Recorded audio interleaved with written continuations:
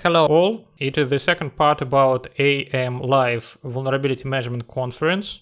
In the first part I made the timecodes for the 2 hours video in Russian, and here I combined all my lines into one text. So vulnerability management process is the opposite of the admin saying, if it works, don't touch it. The main idea of this process is to somehow fix the vulnerabilities. How do you achieve this is not so important. Maybe you will have a nice plan, do, check, act process and strict policies. Maybe not. The main thing is that you fix vulnerabilities. And the main problem is to negotiate the regular patching with system administrators and service owners. The same goes for tools. Of course, VM vendors will tell you about the big difference between vulnerability management solutions and ordinary vulnerability scanners. They will tell you that you definitely need additional features that is only available in the VM. But honestly, sometimes a basic vulnerability scanner and Jira is already a vulnerability management solution. In one famous Russian film, there was a good phrase. In our restaurant we call rusks croutons because a rusk cannot cost $8, but a crouton can.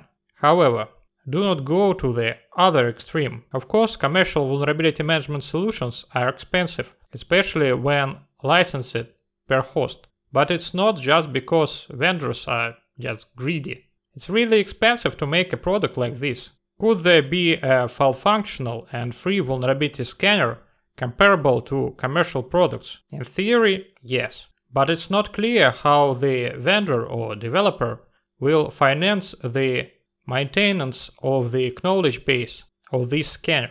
In practice, we see how such stories collapse. So when you use a free scanner such as OpenVAS, you need to understand the limitation of the product, including the completeness of the scan results. It is useful to take several solutions for a proof of concept and compare their knowledge bases and scan results. For example, you can compare knowledge bases using vulnkbdiff, one of my pet projects. Thus, you can determine the solution that is required for your needs.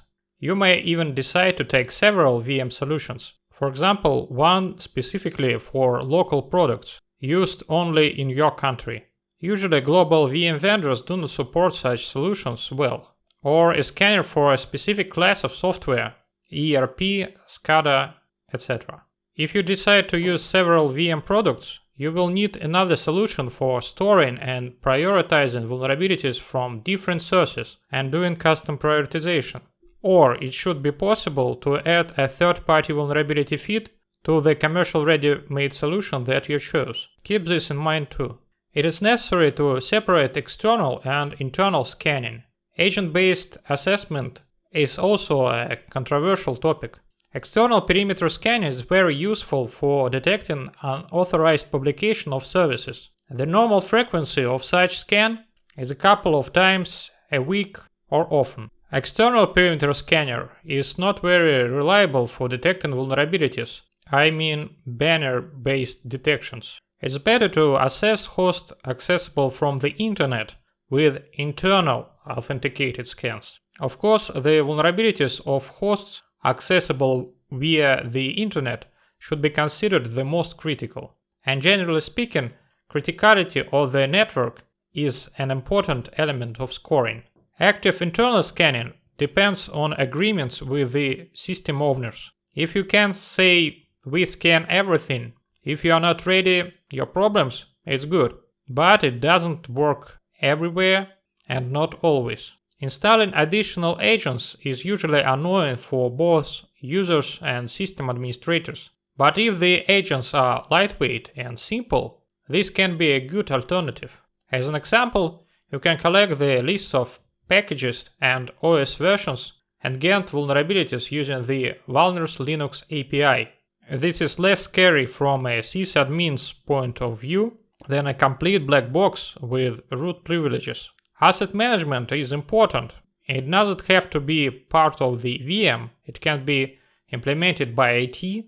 It is also necessary to manage the accounts for scanning and network access. Automated patching is possible, but a system that allows automatic patching is much more expensive for develop and maintain. I would like to have an automated patch management, but who will be responsible if something breaks? And I need to say that scanning can break the hosts too.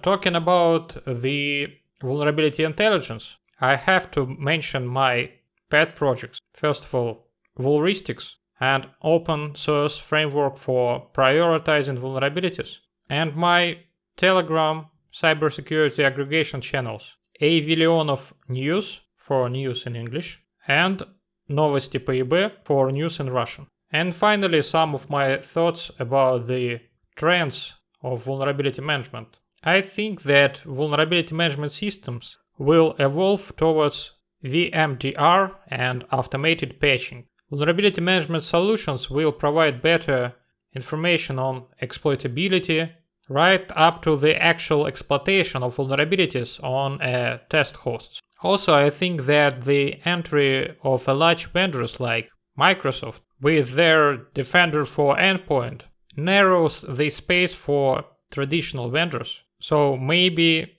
in future we will have much more interesting vulnerability management market than we see currently, and the end users will have more options. That's all for today. Please subscribe, leave your comments, press the like button, and please subscribe to my Telegram channel avilionov.com if you use Telegram. If you don't, give it a try. Telegram is awesome. Thank you for your time and see you later.